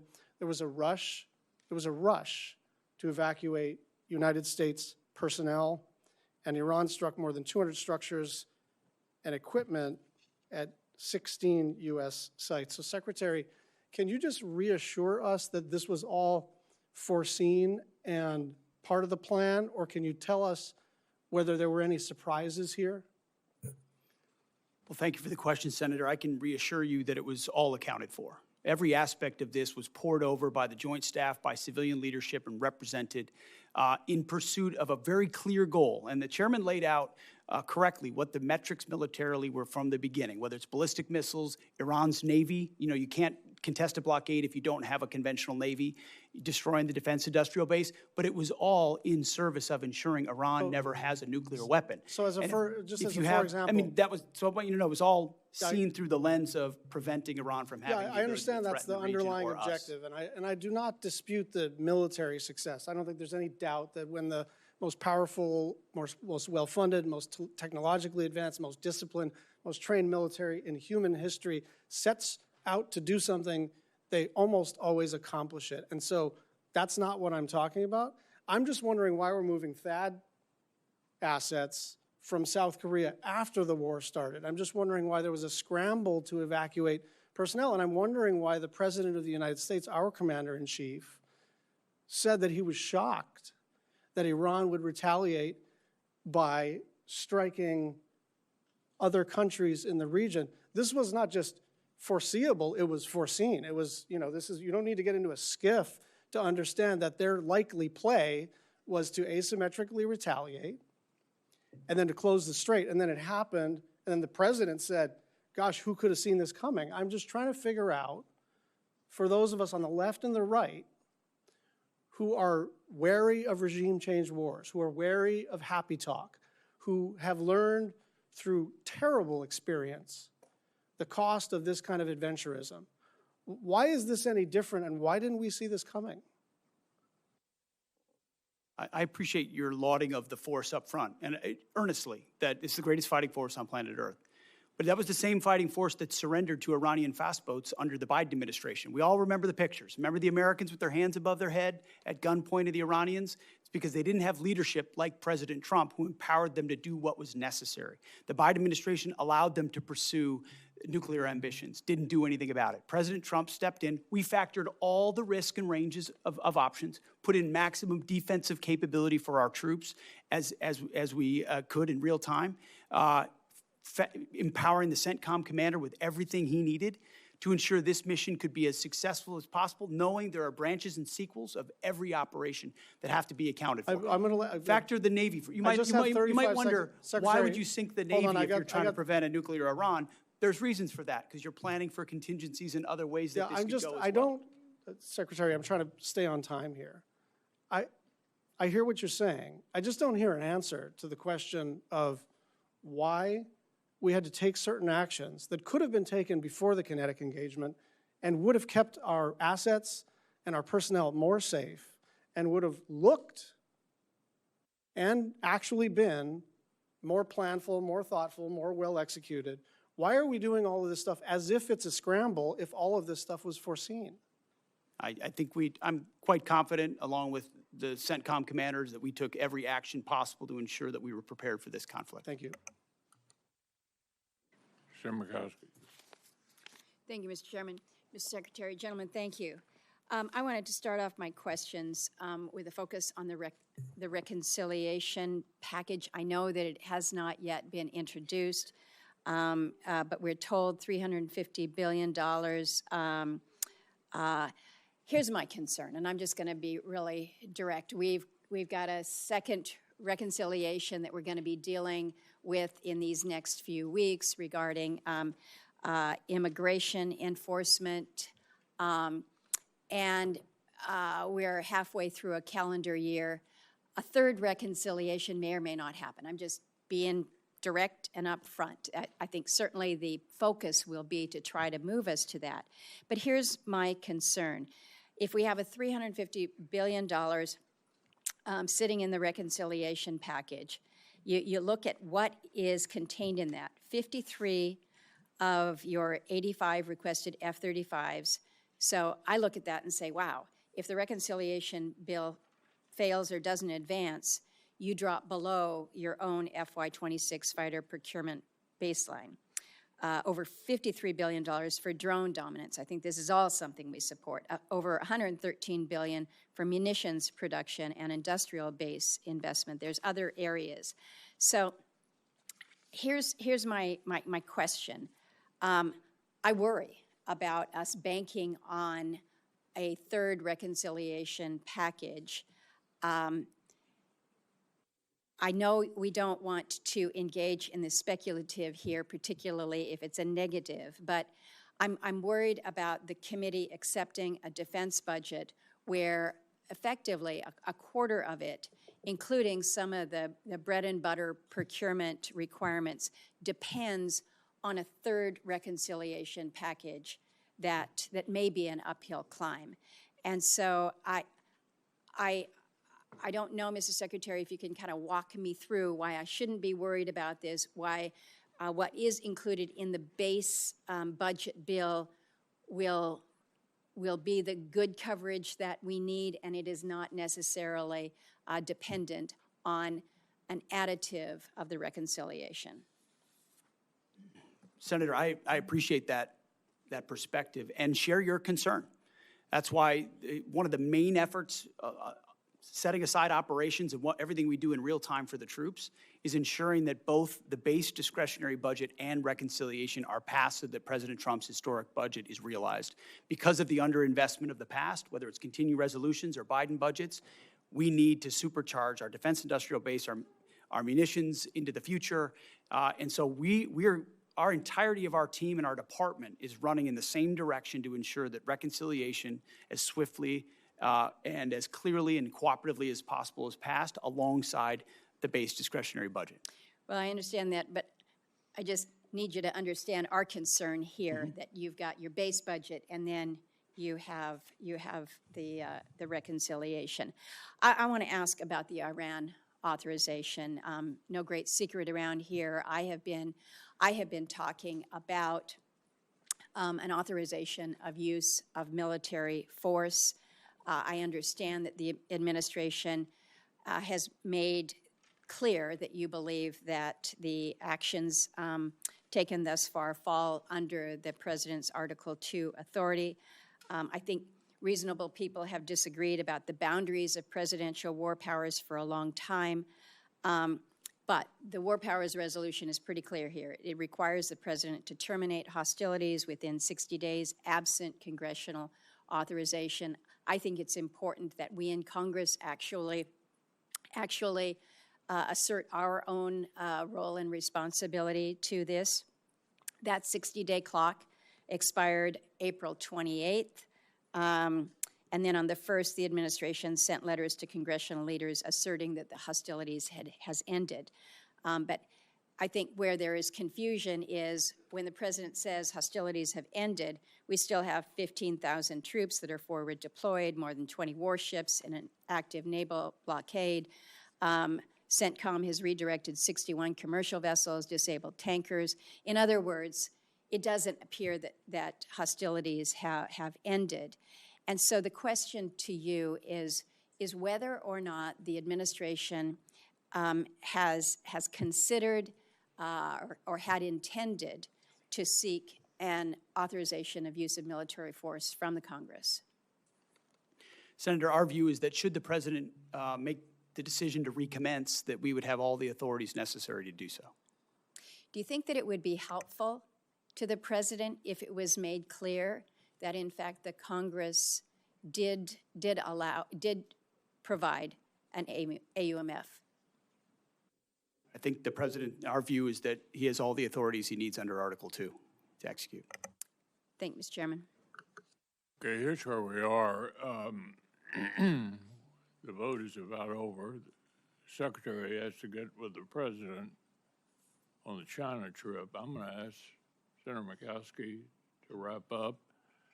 And thank you all for being here. Baldwin, Shaheen, and Kennedy. Baldwin, Shaheen, and Kennedy still have questions. Wrap up after. Hold here.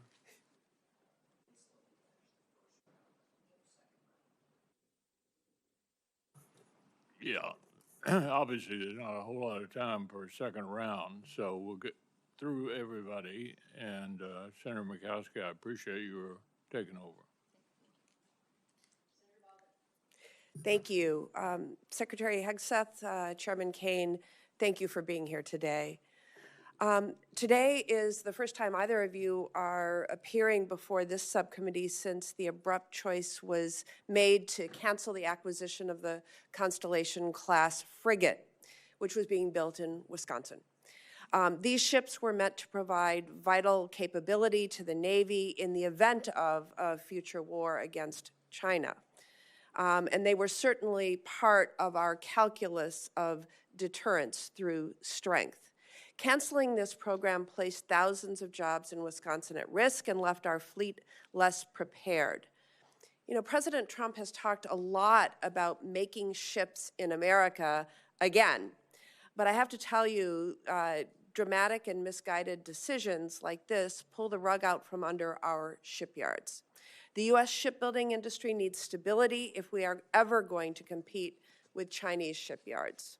Wisconsin workers who have decades of experience building world-class vessels that defend our nation, that serve commerce and provide transportation, they need stability as well. So I'd like to start with a question to you, Chairman Kane. Medium landing ships. The Navy's new amphibious ships, which will now be built at the same Wisconsin shipyards that were working on the Constellation class less than a year ago. How important are medium landing ships to future U.S. operations in the event of a war with China? Well, Senator, thanks for the question, and I do want to highlight, no matter what the policy decisions are, the great workers up there and in your state, and as the Joint Force considers the options that the medium landing ship would bring to the table in terms of assuring a mobility gap and filling that gap and allowing us to project power at the Secretary and the President's choice in choosing. While not stepping into the Navy's boundaries and mindful that the CNO and SECNAV and acting SECNAV in this case will have views, I hope we'll carefully consider this capability and then, if appropriate, bring it forward to the Joint Force. Yeah. Well, unfortunately, the department included the request for funding the construction of 6 medium landing ships in that partisan part of the budget request, the reconciliation, which is in danger of potentially not even passing this year. To be frank, it does not give me confidence that we are taking this program seriously. What would the impact be if Congress did not appropriate funding for the medium landing ships in fiscal year 27? And are you comfortable with the pace that the Navy is planning on building them, Chairman Kane? Well, I'll acknowledge that I think it was yesterday or the day before that they released their shipbuilding plan. And given all the things that I'm juggling in this job that I'm so lucky to have, I've not gone and done a deep dive. So I'd like to come back to you. Please do. If you're okay with it on that matter, so that I don't wing it. Yeah, thank you. I want to now turn to the war with Iran. Yesterday, I had a chance to meet with service members who were injured in the opening days of the war. They receive adequate and timely care for their injuries in the Middle East, and the fighting kept them from being quickly evacuated to Landstuhl after being injured. These service members have since been diagnosed with traumatic brain injury, but initially struggled to get properly evaluated or treated, in part because some of our military hospitals overseas and in the U.S. did not have the capacity for them. They had to wait for more than 3 weeks to receive the treatment they needed, and it seems clear to me that our military medical system was not prepared to treat those injured in this war. Secretary Hegseth, did DOD review our military health system's readiness to treat those injured in a war with Iran, and did that impact your recommendation to begin Operation Epic Fury? Well, the view of the department was always to, as expeditiously as possible, move anyone injured that needed further care to Europe for that care, with the recognition that, thankfully, 90% of those that have been injured in Epic Fury have returned to duty. So most of those injuries have been minor enough that they return, but we always catalog if there could be future complications to ensure that they get care in the future.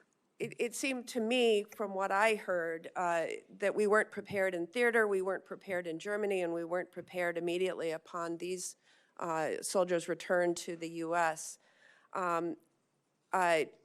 can you commit to ensuring that every service member, including my constituents, will receive necessary medical care after being injured in this war, and that the military health system is now prepared for any future casualties in this war?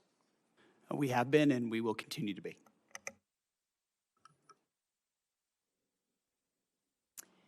Senator Shaheen. Thank you, Madam Chair, and thank you both for being here, all three of you for being here. Since your testimony 2 weeks ago, Secretary Hegseth, before the Armed Services Committee, the department has sent over your legal review, which I appreciate, thank you, for use of security assistance funding for Ukraine. However, as was determined earlier in the testimony, funding still has not gone out the door. And I didn't hear you give a date when this committee or the Armed Services Committee can expect to hear or receive a spend plan for those dollars. General Kane, the day of the testimony, got back to us as he said he would and explained that he had coordinated on the spend plan on April 13th. So that's been almost a month, and we still haven't gotten anything. So when are we going to see the spend plan for Ukraine? The spend plan for the European capacity building is in conjunction with No. EUCOM. I'm asking for the spend plan that we are providing. Are you suggesting the Pearl funding is part of that spend plan? Did I understand? The specific line item you? was European capacity building in the budget. I understand, but And as the a result, intent we're of working with Congress EUCOM to allocate it. was to spend that $400 million. I think you heard from Chairman McConnell, you heard from Senator Coons. There was discussion at the time with the Congress that those dollars were intended to be used for Ukraine. And the reason it was designated as it was because what we heard was that the president was going to veto the bill if Ukraine was mentioned in it anywhere in the bill. And so that's why the determination was to use the term European, but the clear intent was for that money to be spent for Ukraine. So again, when is the money going to go out the door? When is this committee going to get the spend plan? Ma'am, we're expecting to see a final spend plan for that this week, and once we have it, we can provide it to Congress. And who still has to review the spend plan? So General Kane's review isn't enough? Well, ultimately, and he passed me a note on this earlier, European Command is going to take the lead on ensuring this gets I know, deployed but the General most effectively. So that's where Brinkovich, as I pointed out 2 weeks ago, had already reviewed the spend plan. So we're not waiting for him to do that, as I understand. No, ma'am, I believe we are. I think EUCOM is trying to make a few tweaks to the spend plan. Okay, so when do we think we will get it? I believe we'll have it to you this week. Okay. And when do we expect money to go out the door once that spend plan is available? I don't know what they're putting in the spend plan, so I can't tell you what the schedule will be for contracting. That will matter. What they choose to buy with that money will determine how fast it goes out the door. Okay, if this committee doesn't come back to you, I can guarantee you the Armed Services Committee is going to come back to you and get an answer to that question. Secretary Hegseth, a number of members of Congress have expressed our concern that Iran is receiving intelligence support from Russia to target our service members, even as we loosen sanctions on the Kremlin. Russia's making $4 billion from oil sanctions relief because we've loosened those sanctions. As has been testified to, an Iranian Shahed drone costs about $35,000. That's enough money for hundreds of thousands of drones supporting Russia's war in Ukraine, and billions for Iran to reconstitute its industrial base. So if one of the goals that's been outlined by the president as part of this war is to destroy Iran's defense industrial base, don't you think we ought to be putting more pressure on Russia and putting those sanctions back on those Russian oil ships so that they are not continuing to fund Iran in this war? Senator, we know Russia is a nefarious actor on a lot of levels and account for that, but I would say the destruction of Well, Iran's defense but all- industrial base has been highly All effective evidence to in the this effort. contrary. We're not accounting for that if we're giving Russia the opportunity to earn $4 billion a month, $20 billion by the end of the year if we leave those sanctions lifted for that time, during which they can continue to fund Iran. Well, the destruction of They can Iran's continue to provide oil industrial to base China. has been clear and overwhelming. The destruction of Iran's defense industrial base has been clear and overwhelming. Well, it's certainly not clear to me as a member of the committee because what we see is Iran still producing drones. They're still engaged in this conflict. We have not won this war There's a difference despite between the rhetoric. pulling a drone out of a cave that's been collapsed and producing more drones. That's a different thing. Well, maybe so, but if Iran still has almost 50% of their missile capacity and the ability to pull drones out of caves and still injure our allies and U.S. service members, then we have not won the war. We are told that Senator Kennedy should be here in mere minutes, and so Senator Coons, if you want to ask a couple questions until he arrives. Thank you, Senator Murkowski. Mr. Secretary, I'm just going to follow up on the questions I asked in my first round and the questions that had been asked by members of both parties. In my assessment, there was no imminent threat to the United States that justified the president using his Article II powers, and there was insufficient preparation to make sure that we had the right troops, the right capability deployed. There used to be a consensus in national security that America should only go to war when there's an imminent threat to our national security, when all other options have been exhausted, and when we have clear objectives and a plan for how it ends. As General Kane testified, the military was given 3 clear goals: sink the Navy, attack and destroy the ballistic missile launchers, and degrade their defense industrial base, and you've accomplished those. But President Trump celebrated regime change after saying that regime change was the real goal.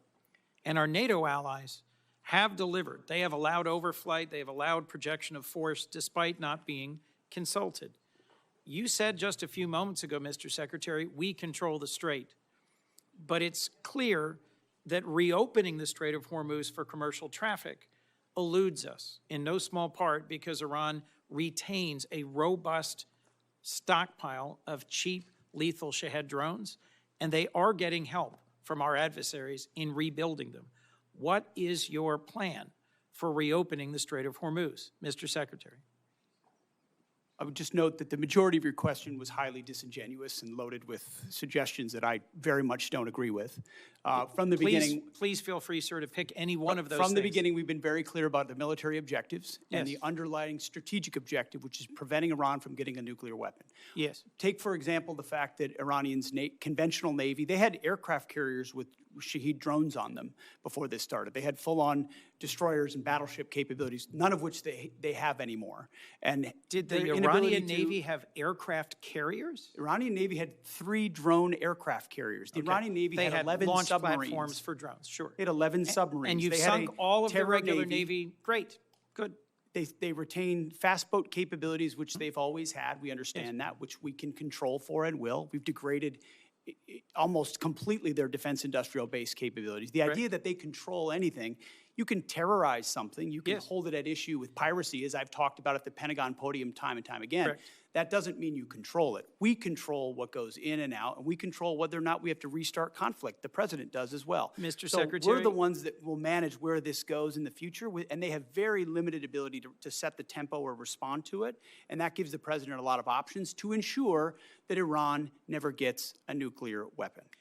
The connection between their ability to close the Strait of Hormuz using fast boats and Shahed drones and our strategic goal, shared broadly, to prevent them from ever having a usable nuclear weapon is utterly unclear to me. And my question was, what's the plan for reopening the Strait of Hormuz to commercial traffic, given Shared broadly, skyrocketing but never prices? executed. Shared broadly, but never executed, because previous administration didn't have the willingness to actually do what it would take.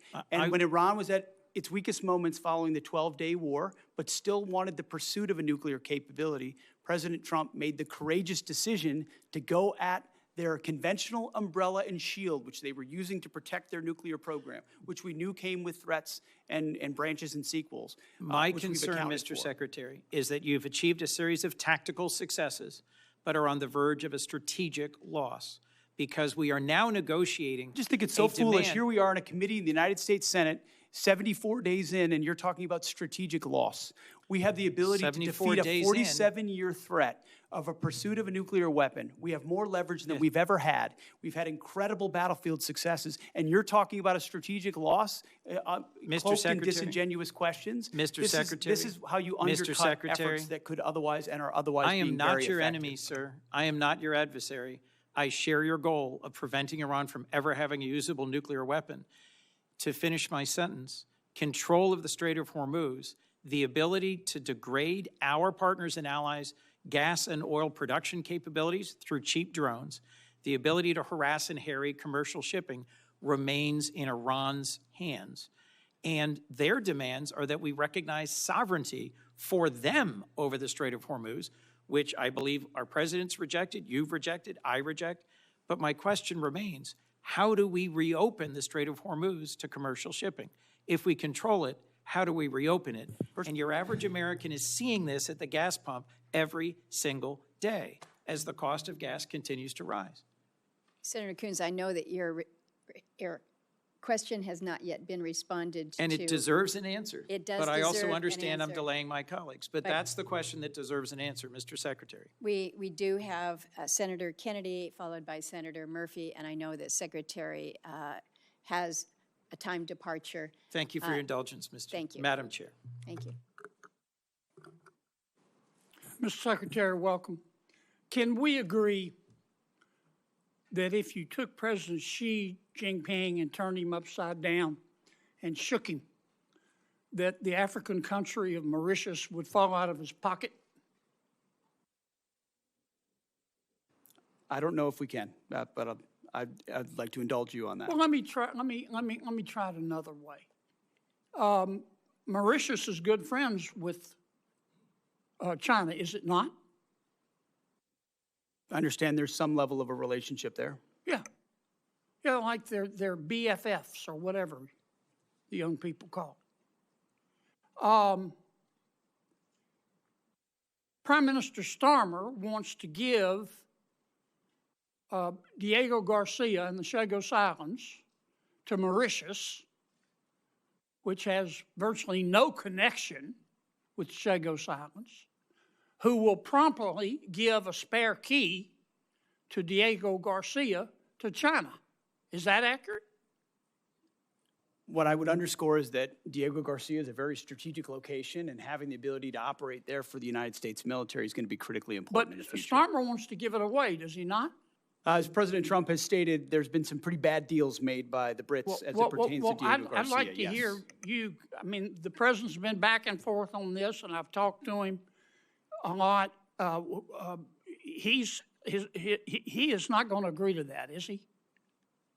No, as the president has stated, it was a bad deal that was cut by the UK and Prime Minister Starmer as it pertains to Diego Garcia, as evidenced by limitations that our troops could face in how we use that island. Yes. All right. I appreciate that.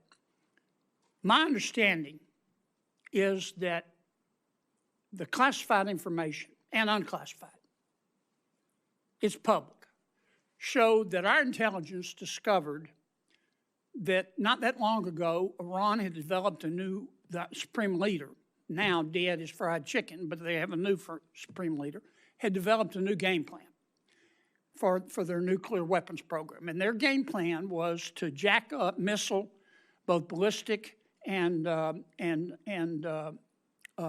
cruise missile production and drone production, and put together this huge stockpile of missiles and drones, at which point they would turn to the United States and Israel and the rest of the world and say, we're going to restart our nuclear weapons program. If you bomb us again, like you did in June, we will destroy the Middle East. And by the way, our missiles can now reach Berlin and London and Paris. Is that my understanding of one of the reasons, the main reason we went into Iran?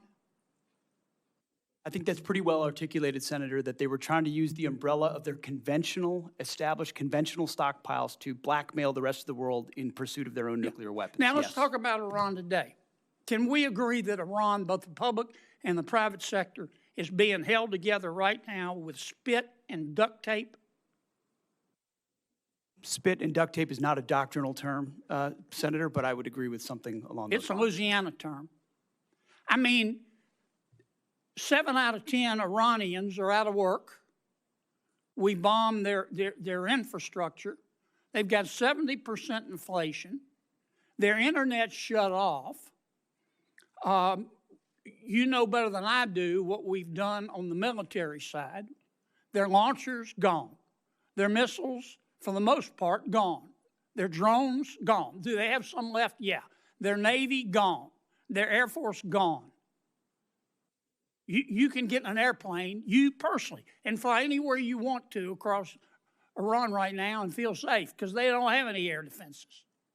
It will be, in my opinion, 20 years and cost $1 trillion before they're even back somewhat to normal. And I don't have the slightest idea where they're going to get the money. If they think China's going to give it to them or Russia, they've got to learn a hard lesson. To that extent, have we achieved our objective in Iran? Objective, as this president has stated from the beginning, is to ensure they don't get a nuclear weapon, and President Trump remains dedicated to ensuring that happens. And everything you described with the military degradation of their country was in service of ensuring they never get a nuclear weapon. This is what I never understood the president to say, I want a regime change in Iran, and I want to obtain all of their fissile material. I've never heard him say that. What I heard him say was, I don't want to go back through it, but our goal is to cripple them so they can't blackmail the rest of the world. Now, many of my Democratic friends are trying to say we have lost. Here's a footnote. You're not going to get Democratic support. They're not. They're not going to support you, Mr. Secretary, because they don't support President Trump. I know that's not a newsflash. But they say we've lost. I don't get it. I don't understand how we've lost. Is the strait closed? Yes. But if we continue that blockade where nothing's going in and nothing's going out, eventually they're going to have to shut down their oil fields, are they not? Half of their oil fields are low pressure.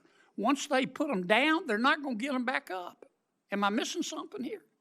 No, that's why the president is right when he says we hold all the cards, and we do. And we've got the best deal maker in the world able to make the best deal for the United States of America. And if we have to go back at it as the Department of War, we're ready to do that as well. Well, keep two things in mind. You're not going to win over my Democratic friends. It's not worth getting your blood pressure up. Focus on other things. And number two, just keep this in mind.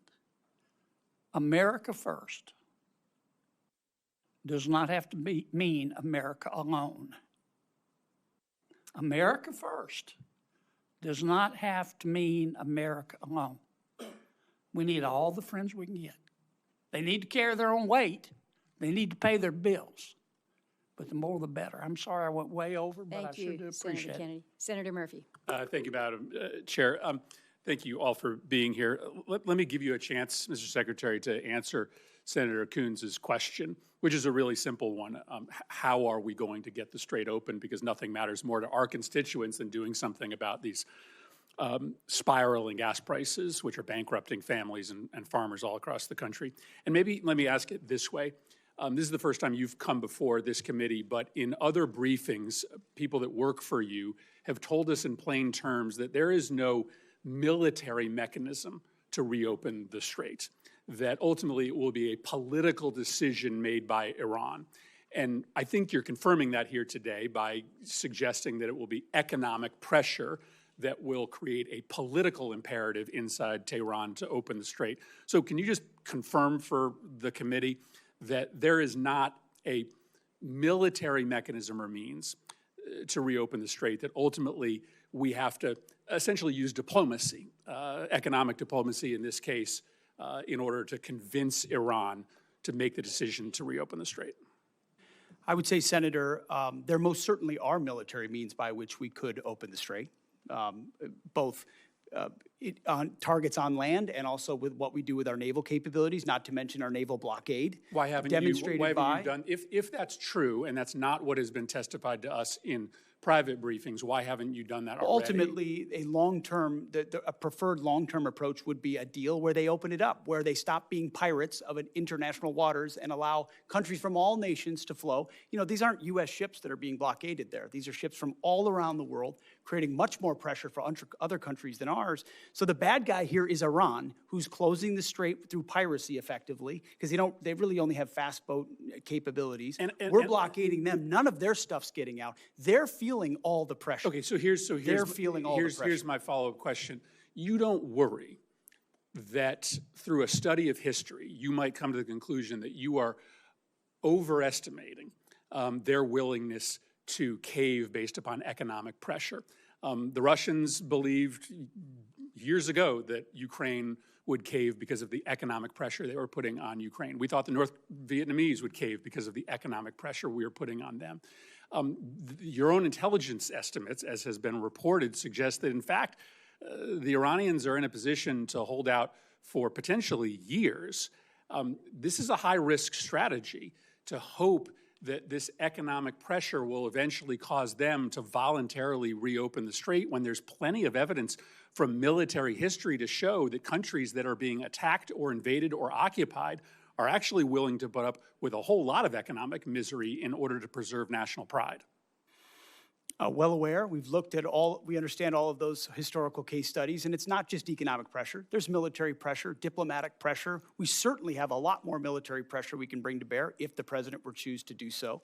I think there are a lot of different dynamics cards that the president can play, holding all of them to ensure even greater economic pressure or even greater military pressure in Iran. And they know that, and that's why the negotiations are serious and ongoing right now about giving up their nuclear capability, because they understand that. And the problem is time is not on our side here. I believe you are being way too optimistic in your assessment of their potential to cave. But if this goes on for another 30 days, there are going to be thousands more farms that will go bankrupt. There are going to be families that are going to be ruined. And so time is not on our side. And I just don't believe that Iran is ready to capitulate yet. And if they capitulate in a year, there's going to be a whole lot of families and businesses that are ruined in the United States. General Kane, let me finally ask you a question about what seems to be a difference of opinion between the intelligence services that you rely on and the public statements of the President of the United States with respect to our war objectives. The Secretary and others in the President's cabinet have said very clearly that our war objective is to destroy Iran's missile and drone program. The President said just a week ago that Iran maybe had 18 to 19% of their missile capacity left. But there is public reporting suggesting that our intelligence agencies say that Iran still has 70% of their missile and drone capability, which would be a failure of our objectives if that were to be true. What can you tell us about the number of missiles and drones that they have left, and do you dispute that intelligence estimate? Sir, I'm not going to comment, with deep respect for the question, I'm not going to comment in this forum on what may or may not have been opined on by the IC, which would suggest a leak or a confirmation of any intel. So while I appreciate the question, I hope you'll also appreciate my not answering it. Well, then just give me the President said that 80% of I'm not going to comment on BDA on either way, sir. Well, then how do we or the American public assess the success of the mission when you've stated publicly the purpose of the mission is to destroy their missile and drone capability? How do we assess whether we should continue funding this if you can't state? Well, I'm not going to answer what you guys in the Congress considers the decision criteria around continued funding or not. What I know is that I've not read the report that you're talking about. All of our battle damage assessment matters are classified, and it would be inappropriate for me to comment in this forum on that. And I appreciate the question, but I'm not going to answer it. Let me just put it to Secretary Hegseth. The President said that 80% of their missile capacity had been destroyed. This public report says it's only 30% Can you give us an answer as to what the real number is? I mean, I would answer the same way as the chairman. Not talking to this committee about the damage assessment? Not validating leaked information that could be wrong or not wrong. Why would I validate what just tell us people what may the number leak or is. not leak? You're- This is not a classified well, you setting. said We don't you're- talk about those things. And you Senator like to talk Murphy. about them on TV, we don't talk about them here. I would perhaps suggest that, that some of these questions and responses are perhaps best in a classified setting. But I also acknowledge that we are not in a classified setting. We have held the secretary and the chairman longer than I think they had anticipated. Senators have 1 week to submit additional questions for the subcommittee's official hearing record. We request for a response from our witnesses within 30 days of receiving these questions. The subcommittee stands in recess, subject to the call of the chair, and I would ask those in the audience to remain in their seats until Secretary and General Kane depart. And safe travels to you to China. Good luck.